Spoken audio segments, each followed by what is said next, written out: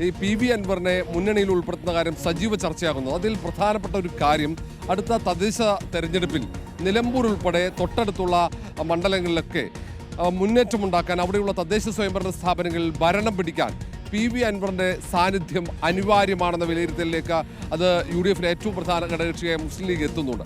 സമാനമായ അഭിപ്രായം കോൺഗ്രസിലെ ഭൂരിഭാഗം നേതാക്കൾക്കുമുണ്ട്. കാരണം പി.വി. അൻവറിന് സ്വാധീനമുണ്ടെന്ന് ഈ തെരഞ്ഞെടുപ്പിൽ ഒറ്റയ്ക്ക് മത്സരിച്ച് തെളിയിച്ചു കഴിഞ്ഞു എന്ന് തന്നെയാണ് നേതാക്കളുടെയൊക്കെ വിലയിരുത്തൽ. ഈ സാഹചര്യത്തിലാണ് ഇങ്ങനെ ഒരു നിർദ്ദേശം അവരൊക്കെ മുന്നോട്ട് വെക്കുന്നത്.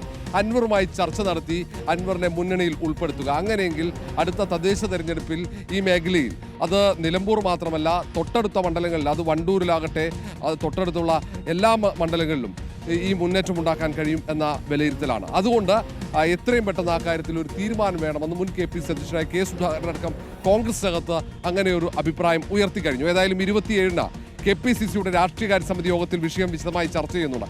അതിനിടയിലാണ് പ്രതിപക്ഷ നേതാവും UDF ചെയർമാൻ കൂടിയ VD സതീശൻ ഈ പി.വി. അൻവറിന്റെ മുന്നണി പ്രവേശനം അടഞ്ഞ അധ്യായമാണെന്ന നിലപാട് പരസ്യപ്പെടുത്തുന്നത്. മാത്രവുമല്ല, നിലവിലെ സാഹചര്യത്തിൽ നിലമ്പൂരിൽ പി.വി. അൻവർ ഇല്ലാതെ തന്നെ UDFന് വിജയിക്കാൻ കഴിഞ്ഞു.